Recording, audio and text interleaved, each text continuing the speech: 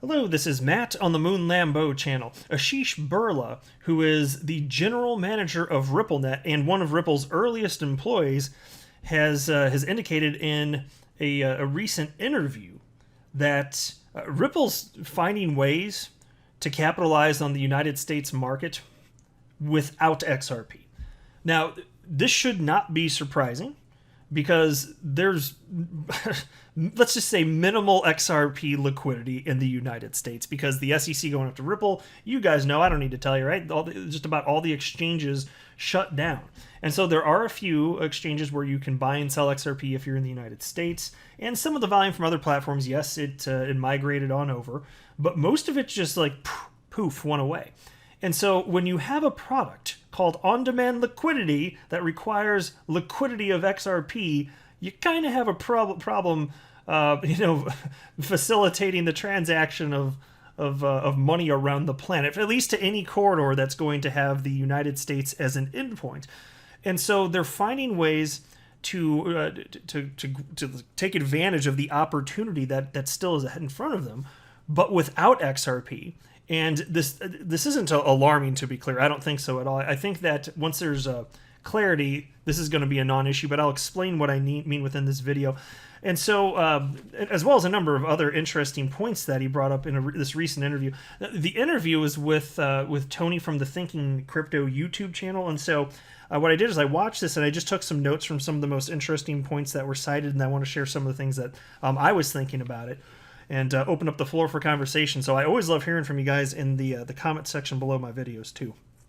But before I go further, I do want to be clear, I don't have a financial background of any kind. I am not offering financial advice, and you definitely should not buy or sell anything because of anything that I say or write. I'm just an enthusiast who makes YouTube videos about Ripple and XRP and crypto, but purely as a for fun hobby. That's all that's going on here. Excuse me. And so there was this article from crypto media outlet You Today in which they covered a very small portion, but I wanted to mention something about this. So this piece is titled, "Ripple has been talking to central banks for a long time, says RippleNet general manager." As reported by You Today, the San Francisco-based private company, Ripple, announced that it had started pitching a private version of the XRP ledger to central banks. So to be clear here, the XRP ledger, even though you can issue assets on it, so like if a government wanted to be completely reckless, they could put their fiat currency on the decentralized XRP ledger. They could do it because, again, you can tokenize anything. They won't do that, though, because they wouldn't have sufficient control. You can't roll back transactions on the XRP ledger, and they're going to want to inflate the damn thing to oblivion. And so you wouldn't have the same permissions over the asset that you would if you just have your own blockchain. But there's a lot of core things about the XRP ledger that make it perfect for any central bank that wants to issue their own central bank digital currency. It's the way that it comes to consensus, it's impressive compared to proof of work, let's say, mining, like Bitcoin mining.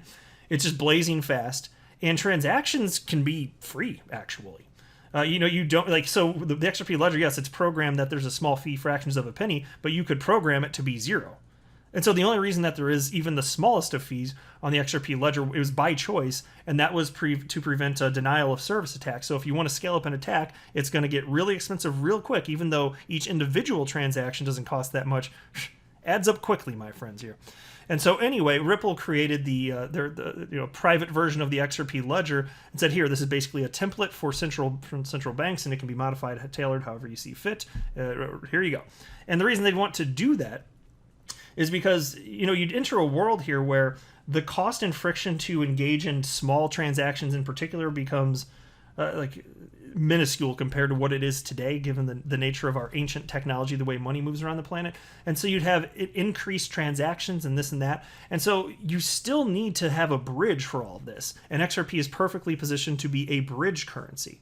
And so if you have a world where fiat currencies become central bank digital currencies, which is just a new digital representation of what it already is, because it doesn't change the monetary policy. It still is digital.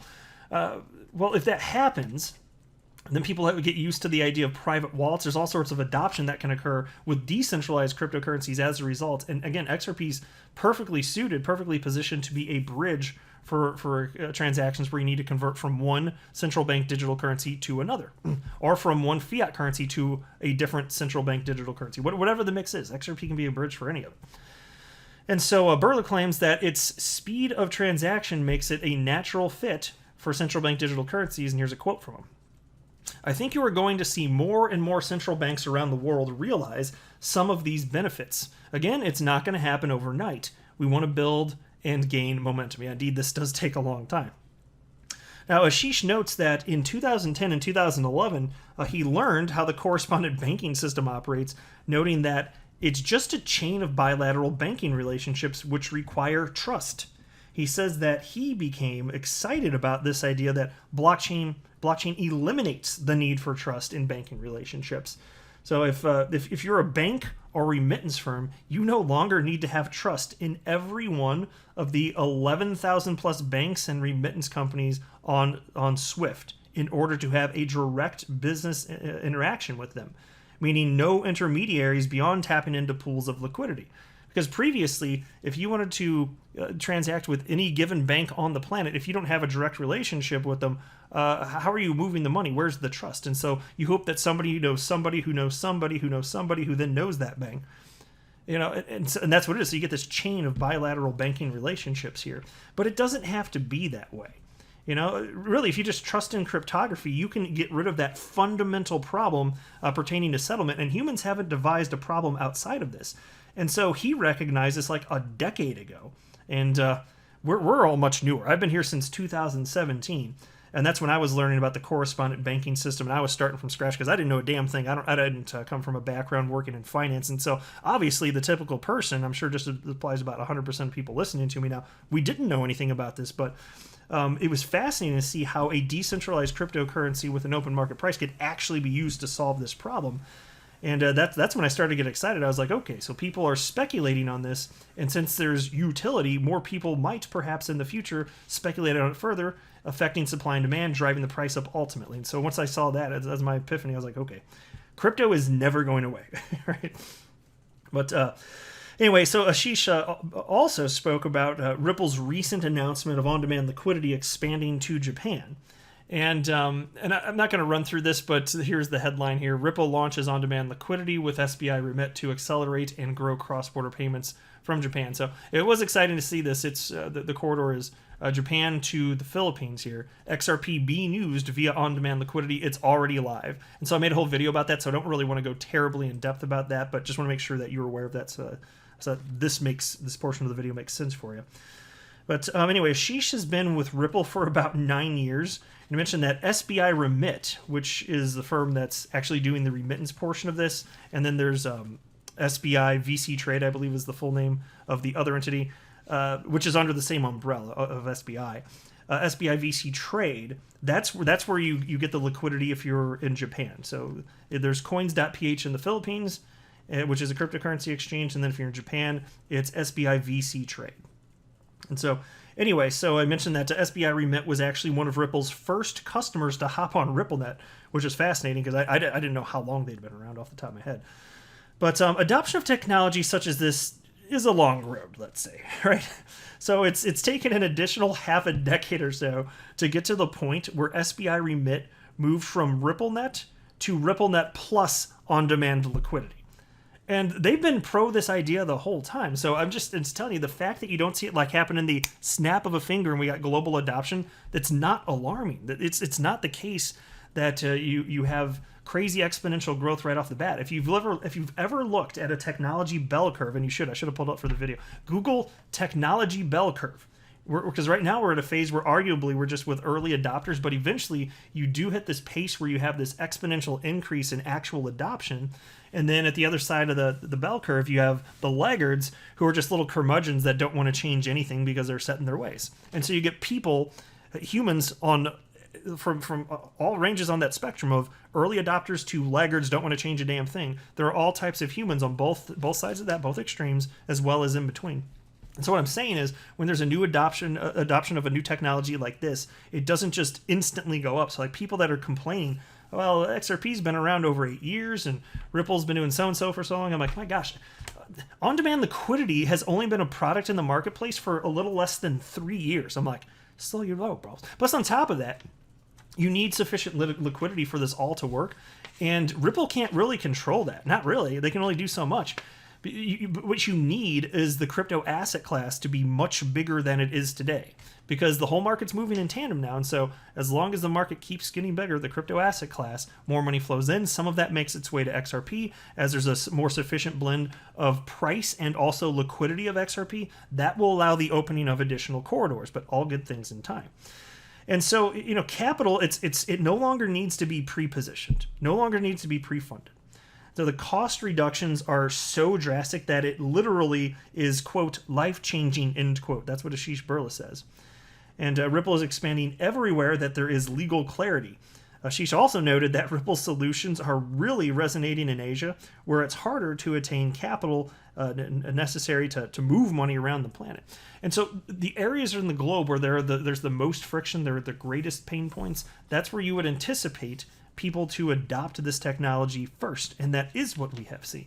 That's why the first couple of corridors that were set up, they touched the United States so it's from the United States to Mexico and the United States to the Philippines. And obviously those corridors right now effectively dead for now anyway, just for now. But they'll be coming back. I'll more on that. But she says that they have customers in the United States today that won't touch XRP and on-demand liquidity until there is regulatory clarity. Now, the reason they won't touch on-demand liquidity either is because it requires the usage of XRP currently, right?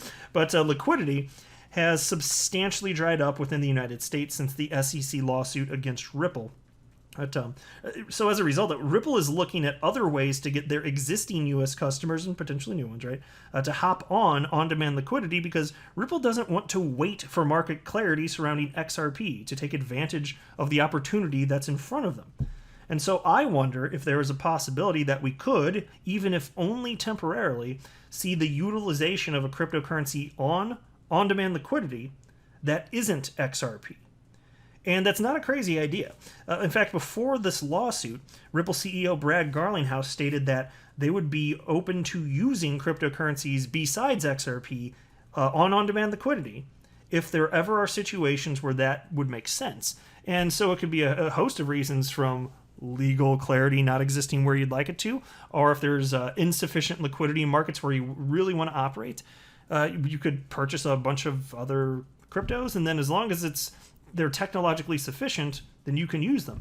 Now, obviously, Ripple has a vested interest in the long-term viability of XRP, so no matter what, as soon as there's legal clarity, even if they use a different cryptocurrency via on-demand liquidity in the short term, even if they can pull that off, which is an if, because I don't know what their holdings are of other cryptocurrencies, if any, and what that would even look like, or if you just wouldn't have to worry about it. It's purely what is liquid on exchanges that are partnered with Ripple. I don't know for sure what that would look like. But yeah, again, it'd just be based off of, can we solve this problem since we can't use XRP right now? And then once you get that legal clarity, then you'd no longer need the other cryptocurrency and you could use XRP again. So it's a bit of speculation, but it's nothing crazy. Again, Brad Garlinghouse has talked about the potential of this, and it may have been like November of last year. I'm just pulling from memory. But he cited that there really just hasn't been a need to do that at this time, but they're absolutely open to it. As long as they can solve problems for their customers, that's what matters. And yes, at the core of it, XRP is still there. It's at the core of their business model. But improving on-demand liquidity, which is long-term fantastic for XRP, if you can improve on-demand liquidity temporarily using different cryptocurrencies that aren't XRP, that is still long-term a win for XRP. That's the way I look at it. I'm not a financial advisor. You should not buy or sell anything because of anything that I say or write. That would be a very, very, very bad idea. Until next time, to the moon, Lambo.